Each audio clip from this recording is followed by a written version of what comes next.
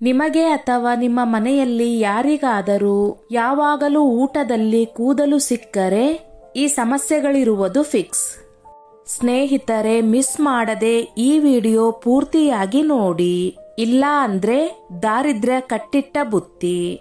ಕೆಲವೊಮ್ಮೆ ಶುಚಿತ್ವ ಇಲ್ಲದ ಕಾರಣದಿಂದಾಗಿ ನಮಗೆ ಆಹಾರದಲ್ಲಿ ಕೂದಲುಗಳು ಸಿಗುತ್ತವೆ. ಆದರೆ ಇಂತಹ ಘಟನೆ ಅಂದರೆ ಪದೇ ಪದೇ ಊಟದಲ್ಲಿ ಅಥವಾ ಆಹಾರದಲ್ಲಿ ಕೂದಲು ಸಿಗುತ್ತಿದ್ದರೆ ಅದನ್ನು ಶುಭವೆಂದು ಪರಿಗಣಿಸಲು ಸಾಧ್ಯವಿಲ್ಲ.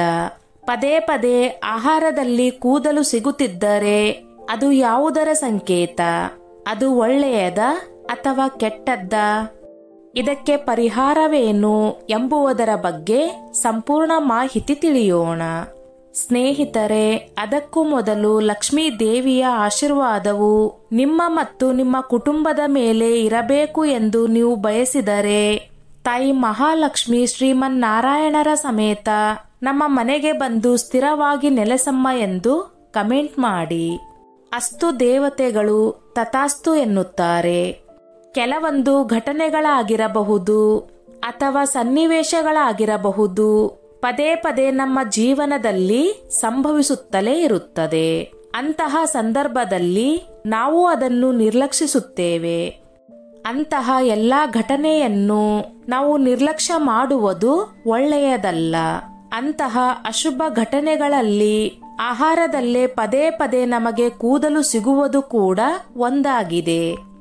ಪದೇ ಪದೇ ನಾವು ಊಟ ಮಾಡುವಾಗ ನಮಗೆ ಕೂದಲುಗಳು ಸಿಗುತ್ತಿದ್ದರೆ ಅದು ಪಿತೃಗಳು ನಮ್ಮ ಮೇಲೆ ಕೋಪಿಸಿಕೊಂಡಿದ್ದಾರೆ ಎಂಬುದರ ಸೂಚನೆಯಾಗಿರಬಹುದು ಅಥವಾ ಇನ್ನಿತರ ಘಟನೆಗಳ ಸೂಚನೆಯಾಗಿರಬಹುದು. ಪದೇ ಪದೇ ಆಹಾರದಲ್ಲಿ ಕೂದಲು ಸಿಗುವುದನ್ನು ಅಶುಭ ಸಂಕೇತವೆಂದು ಪರಿಗಣಿಸಲಾಗುತ್ತದೆ. ಊಟ ಮಾಡುವಾಗ ಯಾವಾಗಲೂ ನಿಮಗೆ ಕೂದಲು ಸಿಗುತ್ತಿದ್ದರೆ ಅದು ಯಾವುದರ ಸಂಕೇತ ಮತ್ತು ಈ ಸಮಸ್ಯೆಗೆ ಪರಿಹಾರವೇನು ಎಂಬುದನ್ನು ತಿಳಿದುಕೊಳ್ಳೋಣ. ಇದು ಅಶುಭ ಸೂಚನೆ. ಆಹಾರದಲ್ಲಿ ನಮಗೆ ಕೂದಲು ಸಿಗುವುದು ಸಾಮಾನ್ಯವಾದ ಘಟನೆ. ಆದರೆ ಈ ಘಟನೆ ಪದೇ ಪದೇ ಸಂಭವಿಸಿದರೆ ಅದನ್ನು ಶುಭವೆಂದು ಪರಿಗಣಿಸಲು ಸಾಧ್ಯವಿಲ್ಲ. ಅಂತಹ ಘಟನೆಗಳನ್ನು ಅಶುಭವೆಂದು ಪರಿಗಣಿಸಲಾಗುತ್ತದೆ. ಶಾಸ್ತ್ರಗಳಲ್ಲೂ ಇದರ ಬಗ್ಗೆ ಹೇಳಲಾಗಿದ್ದು ಕೂದಲು ಬಿದ್ದಿರುವ ಆಹಾರವನ್ನು ಸೇವಿಸಬಾರದು ಎಂದು ಉಲ್ಲೇಖಿಸಲಾಗಿದೆ.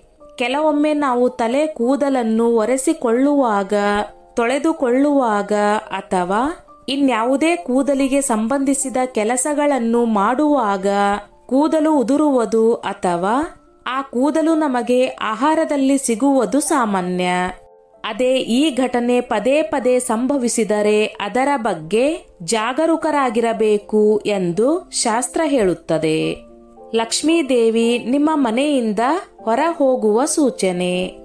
ಕೆಲವೊಂದು ಮನೆಗಳಲ್ಲಿ ಮಹಿಳೆಯರು ಕೂದಲನ್ನು ಕಟ್ಟಿಕೊಳ್ಳದೆ ಅಡುಗೆ ಮನೆಯಲ್ಲಿ ಇರುತ್ತಾರೆ. ಇಂತಹ ಸಂದರ್ಭದಲ್ಲಿ ಅಡುಗೆಯಲ್ಲಿ ಕೂದಲುಗಳು ಕಾಣಿಸಿಕೊಳ್ಳುವುದು ಸಹಜ. ಅಂತಹ ಸಂದರ್ಭದಲ್ಲಿ ನಾವು ನಮ್ಮನ್ನು ಸರಿ ಮಾಡಿಕೊಳ್ಳಬೇಕು. ಕೂದಲು ಆಹಾರದಲ್ಲಿ ಬೀಳದಂತೆ ನಾವು ಏನು ಮಾಡಬೇಕೋ ಅದನ್ನು ಮಾಡಿದರೆ ಉತ್ತಮ.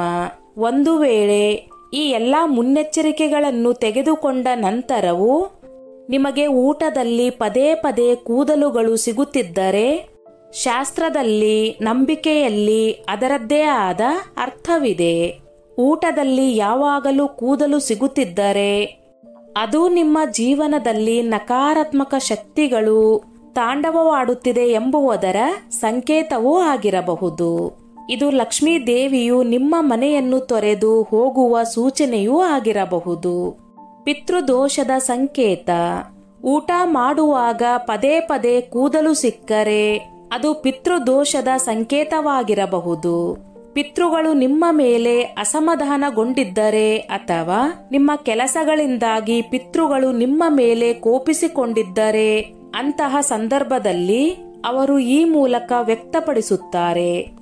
ಅದರಲ್ಲೂ ಪಿತೃಪಕ್ಷದ ಸಮಯದಲ್ಲಿ ಈ ಘಟನೆಯು ಸಂಭವಿಸಿದರೆ ಅದು ಖಂಡಿತವಾಗಿಯೂ ಪಿತೃದೋಷದಿಂದಾಗಿರುತ್ತದೆ. ಆ ಸಮಯದಲ್ಲಿ ನೀವು ಪಿತೃದೋಷದ ನಿವಾರಣೆಗೆ ಪಂಡಿತರ ಸಲಹೆಯನ್ನು ತೆಗೆದುಕೊಳ್ಳಬೇಕು ಹಾಗೂ ಪಿತೃದೋಷದಿಂದ ಮುಕ್ತಗೊಳಿಸುವಂತಹ ಒಳ್ಳೆಯ ಕೆಲಸಗಳನ್ನು ಮಾಡಬೇಕು.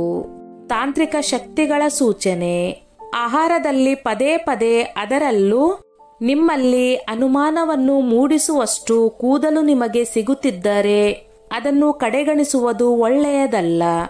ಇದು ನಿಮ್ಮ ಮೇಲೆ ಯಾರೋ ಮಾಟ ಮಂತ್ರ ಅಥವಾ ವಾಮಾಚಾರ ಮಾಡಿರುವ ಸೂಚನೆಯಾಗಿರಬಹುದು. ಯಾರೋ ನಿಮ್ಮ ಮೇಲೆ ವಾಮಾಚಾರ ಮಾಡಿದಾಗ ಮಾತ್ರ ಇಂತಹ ಘಟನೆಗಳು ಅತಿಯಾಗಿ ಎದುರಾಗುತ್ತದೆ.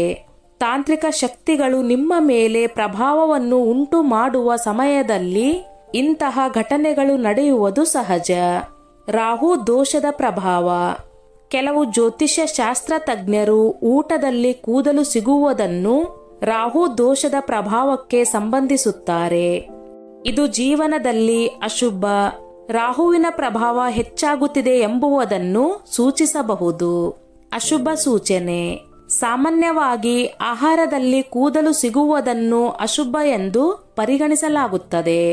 ಅಂತಹ ಆಹಾರವನ್ನು ಸೇವಿಸಬಾರದು ಎಂದು ಹೇಳಲಾಗುತ್ತದೆ, ಏಕೆಂದರೆ ಅದು ಆರೋಗ್ಯಕ್ಕೆ ಕೆಟ್ಟ ಪರಿಣಾಮ ಬೀರಬಹುದು ಎಂದು ನಂಬಿಕೆ ಇದೆ. ಶುಕ್ರ ಗ್ರಹದ ಪ್ರಭಾವ: ಕೆಲವು ವಾದಗಳ ಪ್ರಕಾರ ಕೆಲವು ಆಧುನಿಕ ಜ್ಯೋತಿಷ್ಯ ತಜ್ಞರು ಇದಕ್ಕೆ ವಿಭಿನ್ನ ವ್ಯಾಖ್ಯಾನ ನೀಡುತ್ತಾರೆ. ಕೂದಲು ಶುಕ್ರ ಗ್ರಹದ ಭಾಗವಾಗಿದೆ ಮತ್ತು ಶುಕ್ರನು ಪ್ರೀತಿ, ಹಣ, ಸೌಂದರ್ಯ ಮತ್ತು ಕಲೆಗೆ ಸಂಬಂಧಿಸಿದ್ದಾನೆ. ಹಾಗಾಗಿ ಊಟದಲ್ಲಿ ಕೂದಲು ಸಿಕ್ಕಿದ್ದರೆ ಮುಂದಿನ ಕೆಲವು ದಿನಗಳಲ್ಲಿ, ಅಂದರೆ 3 ಅಥವಾ 4 ದಿನದಿಂದ 1 ವಾರದ ಒಳಗೆ ಶುಭ ಸುದ್ದಿ ಸಿಗುವ ಅಥವಾ ಒಳ್ಳೆಯ ಘಟನೆ ನಡೆಯುವ ಸಾಧ್ಯತೆ ಇದೆ ಎಂದು ಕೆಲವರು ಹೇಳುತ್ತಾರೆ. ಆದರೆ ಇದು ಸಾಮಾನ್ಯ ನಂಬಿಕೆಗಿಂತ ವಿಭಿನ್ನವಾದ ವ್ಯಾಖ್ಯಾನವಾಗಿದೆ. ಪದೇ ಪದೇ ಆಹಾರದಲ್ಲಿ ಕೂದಲು ಸಿಕ್ಕರೆ ಏನು ಮಾಡಬೇಕು? ಅಡುಗೆ ಮನೆಯಲ್ಲಿ ಅನ್ನಪೂರ್ಣೇಶ್ವರಿ ದೇವಿಯ ಫೋಟೋವನ್ನು ಅಥವಾ ಚಿತ್ರವನ್ನು ಹಾಕಿ. ಅಡುಗೆ ಮನೆಯಲ್ಲಿ ಆಹಾರ ತಯಾರಿಸುವ ಮೊದಲು ಗಂಗಾ ಜಲವನ್ನು ಸಿಂಪಡಿಸಿ ನಂತರ ಆಹಾರವನ್ನು ತಯಾರಿಸಬೇಕು. ಇಂತಹ ಘಟನೆಗಳು ಕೆಲವೊಮ್ಮೆ ರಾಹು, ಕೇತು ದೋಷವನ್ನು ಸೂಚಿಸುತ್ತದೆ. ಹಾಗಾಗಿ ಶನಿವಾರದ ದಿನದಂದು ಕಪ್ಪು ಬಣ್ಣದ ನಾಯಿಗಳಿಗೆ ತಿನ್ನಲು ರೊಟ್ಟಿಯನ್ನು ನೀಡಿ. ಅಡುಗೆ ಮನೆಯಲ್ಲಿ 1 ಇಡೀ ನಿಂಬೆ ಹಣ್ಣನ್ನು ಇರಿಸಿ. ನಿಂಬೆ ಹಣ್ಣು ಒಣಗುತ್ತಿದ್ದರೆ ಅಥವಾ ಹಾಳಾಗುತ್ತಿದ್ದರೆ ಅದನ್ನು ಬದಲಾಯಿಸಿ. ನೀವು ತಿನ್ನುವ ಆಹಾರದಲ್ಲಿ ಕೂದಲು ಸಿಕ್ಕರೆ ಅಂತಹ ಆಹಾರವನ್ನು ಸೇವಿಸಬಾರದು. ಸ್ನೇಹಿತರೆ, ಗಮನಿಸಿ, ಒಟ್ಟಾರೆಯಾಗಿ ಜ್ಯೋತಿಷ್ಯ ಶಾಸ್ತ್ರದ ಪ್ರಕಾರ ಊಟದಲ್ಲಿ ಕೂದಲು ಸಿಗುವುದು ಸಾಮಾನ್ಯವಾಗಿ ಪಿತೃದೋಷ ಅಥವಾ ರಾಹು ದೋಷದ ಸಂಕೇತವೆಂದು ಪರಿಗಣಿಸಲಾಗುತ್ತದೆ. ಆದರೆ ಇದು ಕೇವಲ ನಂಬಿಕೆಯಾಗಿದ್ದು ವೈಜ್ಞಾನಿಕವಾಗಿ ಇದಕ್ಕೆ ಯಾವುದೇ ಆಧಾರವಿಲ್ಲ. ನೈರ್ಮಲ್ಯದ ದೃಷ್ಟಿಯಿಂದ ಊಟದಲ್ಲಿ ಕೂದಲು ಸಿಕ್ಕರೆ ಅದನ್ನು ತೆಗೆದು ಹಾಕುವುದು ಅಥವಾ ಆಹಾರವನ್ನು ಬದಲಾಯಿಸುವುದು ಉತ್ತಮ. ನಿಮ್ಮ ಊಟದಲ್ಲಿ ಪದೇ ಪದೇ ಕೂದಲು ಸಿಗುತ್ತಿದೆಯೇ? ಹಾಗಿದ್ದರೆ ಜ್ಯೋತಿಷ್ಯ ಶಾಸ್ತ್ರದ ಪ್ರಕಾರ ಯಾವುದಾದರೂ ದೋಷವಿದೆಯೇ ಎಂದು ತಿಳಿದುಕೊಳ್ಳಲು ನೀವು ಜ್ಯೋತಿಷ್ಯ ತಜ್ಞರನ್ನು ಸಂಪರ್ಕಿಸಬಹುದು. ಈ ವಿಧಾನಗಳು ಖಂಡಿತವಾಗಿಯೂ ನಿಮ್ಮ ನಂಬಿಕೆಗೆ ಸಂಬಂಧಪಟ್ಟ ವಿಚಾರ. ಇವೆಲ್ಲವೂ ಸಾಂಪ್ರದಾಯಿಕ ನಂಬಿಕೆಗಳಾಗಿದ್ದು ಇವುಗಳ ವೈಜ್ಞಾನಿಕ ಸಾಬೀತು ಇಲ್ಲ. ಆದರೂ ಮಾನಸಿಕವಾಗಿ ನೆಮ್ಮದಿ ಪಡೆಯಲು ಇಂತಹ ಪರಿಹಾರಗಳನ್ನು ಜನರು ಅನುಸರಿಸುತ್ತಾರೆ. ಎಲ್ಲರಿಗೂ ಒಳ್ಳೆಯದಾಗಲಿ. ಆ ಲಕ್ಷ್ಮೀದೇವಿ ಎಲ್ಲರ ಮನೆಯಲ್ಲಿ ಬಂದು ನೆಲೆಸಲಿ. ಸ್ನೇಹಿತರೆ, ಈ ನನ್ನ ಮಾಹಿತಿ ನಿಮಗೆ ಇಷ್ಟವಾಗಿದ್ದಲ್ಲಿ ದಯವಿಟ್ಟು ಶೇರ್ ಮಾಡಿ, ಲೈಕ್ ಮಾಡಿ ಮತ್ತು ಸಬ್ಸ್ಕ್ರೈಬ್ ಮಾಡಿ.